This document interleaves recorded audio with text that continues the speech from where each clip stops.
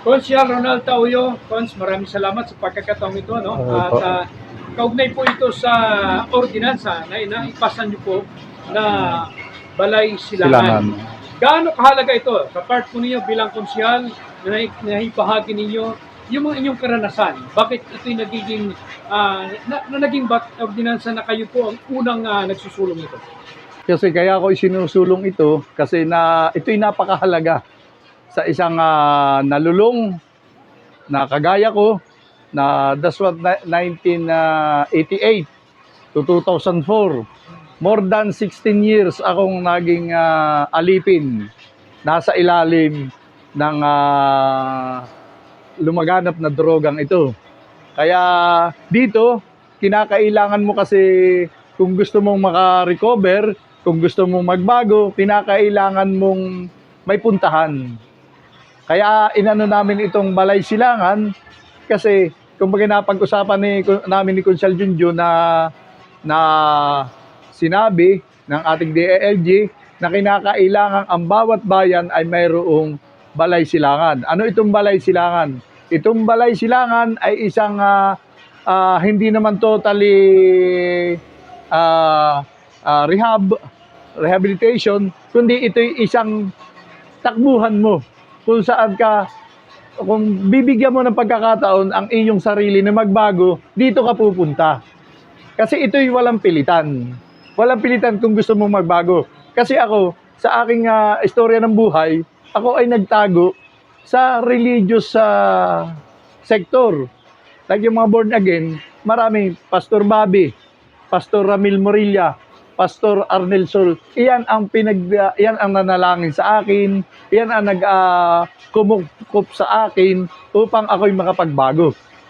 Ganyan din kaya ako inano itong Balay Silangan para yung katulad ko na ako hindi na rehab. Pero sa tulong ng Diyos, nabago ng Diyos ang aking buhay. Ngayon ako'y naging kapitan, naging konsehal sa ngayon. Kumbaga pero hindi ako na rehab. Kasi pag gusto mo magbago, ay talagang gagawin mo yung nararapat. Dito sa Balay Silangan, wala ditong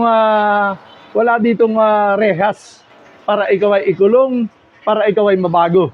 Dito, nasa sarili mo. Kung bibigyan mo, kung mahal mo ang pamilya mo, bibigyan mo ang sarili mo na makapagbago. Bibigyan mo ang pamilya mo ng kaayusan upang sa ganoon ay ikaw naman ay maipagmalaki ng iyong pamilya na kung saan ay pag dumating ka talaga sa punto na ikaw'y nasa ilalim ng droga, lahat ay gagawin mo. Kaya di napasok ang krimen ng pagnanakaw, pagpatay, kasi wala ka nang itutustos doon sa kinakailangan mong buwilin. Kaya dito pumasok sa panunungkulan ko bilang konsehal ng bayan ng Infanta, dito namin napag-usapan ni Consul Junjun yung Balay Silangan at ni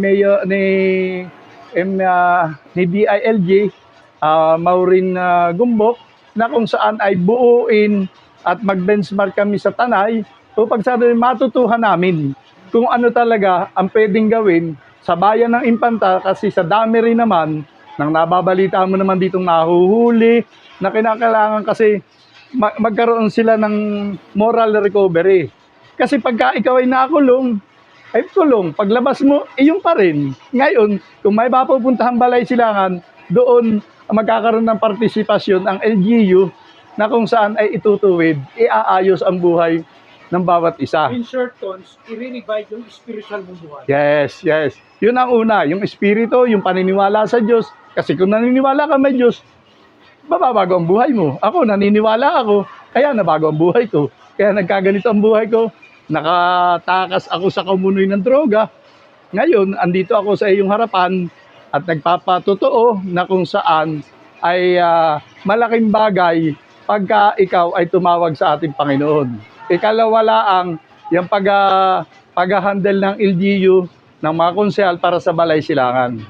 Kaya yung Balay Silangan po ay napakahalaga na magkaroon ng moral recovery ang isang nalulung na kung saan yung pagkalulong na ito kinakailangan may aaruga sa iyo. Kinakailangan may tatanggap sa iyo upang ikaw ay pahalagahan bilang isang tao. Kasi pagka ikaw ay nakulong lang, paglabas mo, yun pa rin. Pag narehab ka, paglabas mo, minsan ay nagrabe pa. Kaya dito po sa Balay Silangan, naganap ng isang ordinansa, ito po ay malaki ang maiitulong sa ating bayan dito sa bayan ng Infanta. Paano po ang monitoring nito, Cons? At saka paano yung implementasyon nito? Ang implementasyon po na ito, ang monitoring na ito, gaya ng sinabi ni Consial Junjun kanina, na ito ay weekly ay magkakaroon ng drug test. Wala dito na pilitan na ikaw ay ikukulong o ito'y parang bahay. Mayroon kayong activities na pwedeng may gawin kayong isang bagay na kung saan ay ano ng mga garden, magkakaroon ng mga gawaing halimbawa itong mga carpentry kung pwede na yung sila'y may pagkakitaan din. Ito'y gagawin natin na may pagkakakitaan, may benepisyo yung mga papasok dito. Na hindi ito pilitan na kung saan ay gagawa natin ng paraan dahil may pondo naman kung paano sila kumita. Kasi kinakailangan mo naman dito yung kumita ka eh. Kinakailangan ay katulong ang LGU, na sabi nga ni Consial Junjun na may pondo naman, ano ba ang pwede natin gawin? Ano ba ang pwede natin maitulong sa mga taong ito?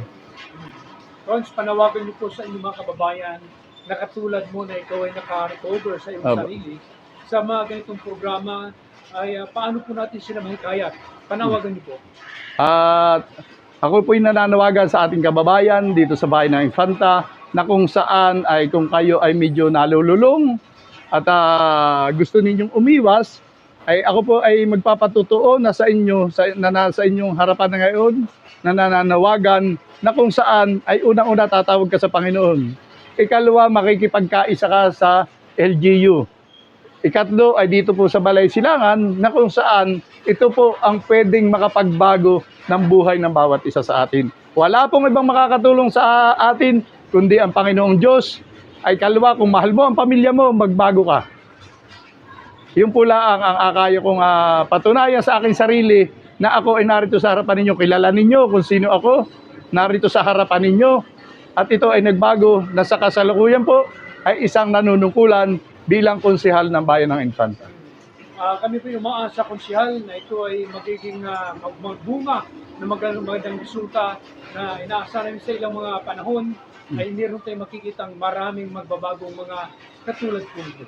Kasi po itong aming programang ito ay talagang pwedeng sandigan ng mga nalulong sa droga kasi itong programang ito ay hindi naman para sa amin, para sa kanila. Kasi kinakailangan lang naman ng mga nalulong na makita ano bang naitulong ng Balay Silangan, ano bang pwedeng maitulong kay Tauyo, kay Konsehal Tauyo na siya ay nagbago.